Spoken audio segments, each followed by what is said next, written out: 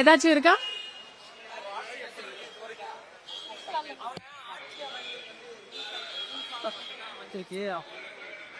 திமுக திட்டுறாங்கன்னா அப்போ விஜய் ஆட்சியில ஏதோ நல்லது செய்யறாங்கன்னு அர்த்தம். அதான் பிஜேபி விஜய்க்கு பீஸ் சாப்பிட்றாங்க.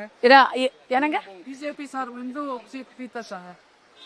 அப்படி எதுவும் இல்லையே. நான் பிஜேபியில தான் இருக்கேன். நான் விஜய் திட்டுறேனா? அப்படி எதுவும் இல்லையே. தமிழிசை என்ன பேசுனாங்கன்னா டாஸ்மாக் இது மூடுறது சரியா இல்லைன்னு கேஸ் டாஸ்மாக் மூடுறாங்க டாஸ்மாக் மூடுறாங்க அப்படிங்கறதே ஒரு நல்ல விஷயம்.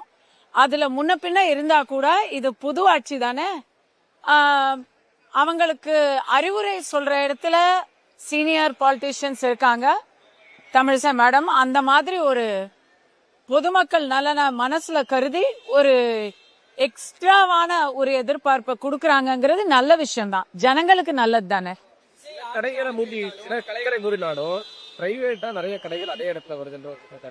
ஆக்சுவலி திருவொற்றியூர்ல கடையை மூடிட்டாங்க. கடைசியில தெருவே ரோடே வந்து எல்லாம் நம்முடைய குடிமக்கள்லாம் அங்க ரோட்டையே கடை மாதிரி மாத்திட்டாங்க. எல்லாத்தையுமே கவர்மெண்ட்டையும் எதிர்பார்க்க முடியாதுங்க. எத்தனையோ வருடமா 5 வருஷமா பழகிட்டாங்க திமுக ஆட்சியில. ஜனங்களையும் மாத்தணும். அது எனக்கு தெரிஞ்சு கொஞ்சம் டைம் ஆகும். அந்த டைம் கொடுக்கணும். என்னை பொறுத்த வரைக்கும் விஜய் அவர்கள் ஆட்சியில எண்ணம் இருக்கு. அதற்கான செயல்பாடுக்கு கொஞ்சம் டைம் கொடுக்கணும். நம்மளும் சப்போர்ட் பண்ணணும். நம்மளும் we have to cooperate. 10 ரூபாய்னு பாட்டு பண்ணாரு. 10 ரூபாய்க்கு இல்ல அததான் சொல்றேனே.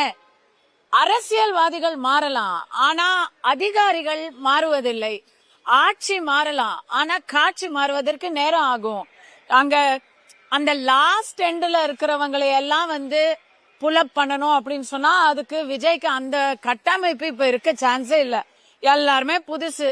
எம்எல்ஏ வெற்றி சான்றிதழை வீட்டுல வச்சுட்டு அந்த பொண்ணு வருது. எனக்கு அந்த பொண்ணு 3 மாசமா தெரியும். ஏன்னா 3 மாசம் முன்னாடி ஃபர்ஸ்ட் டிபேட் என்னோட தான் பேசினாங்க அமைச்சர் கீர்த்தனா அவர்கள்.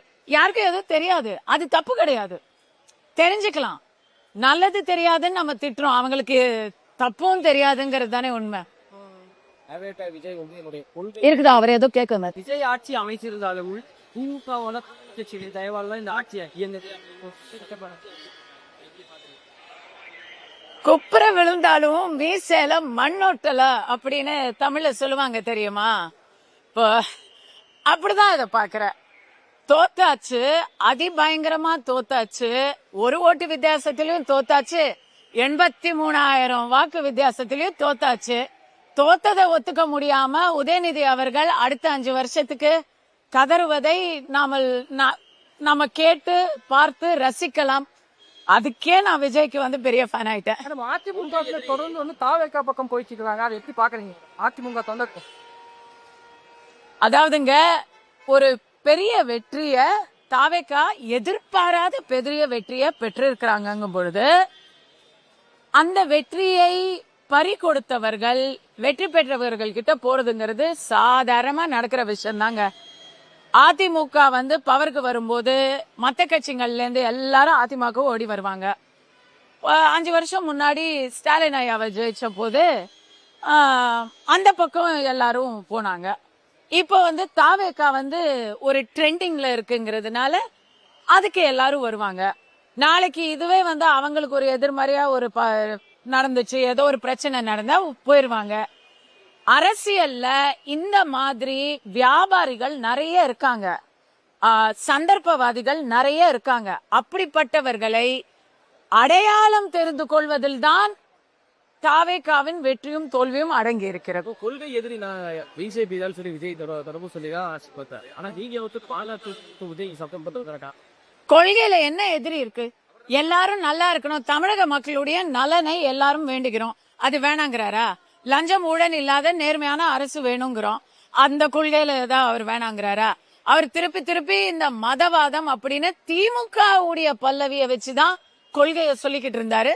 I think that is unnecessary. இப்பவே முள்ளிவாய்க்கால் அது இதுன்னு பேசி தன்னுடைய ஸ்டாண்ட தன்னுடைய ஆட்சியில காங்கிரஸ நம்பி இருக்கிறார் இன்னைக்கு. அப்ப அவருக்கு என்ன கொள்கை இருக்க முடியும்? அதை விட பாஜகவுடன் இணக்கமா போவது நல்லது அப்படிங்கறது எல்லாருடைய கருத்தும் தான். சென்ட்ரல் கவர்மெண்ட்ட பகைச்சுக்கிட்டு தேவையில்லாத கான்ட்ரவர்சிய விஜய் வாங்க மாட்டார் விலைக்குன்னு நினைக்கிறேன். நன்றி.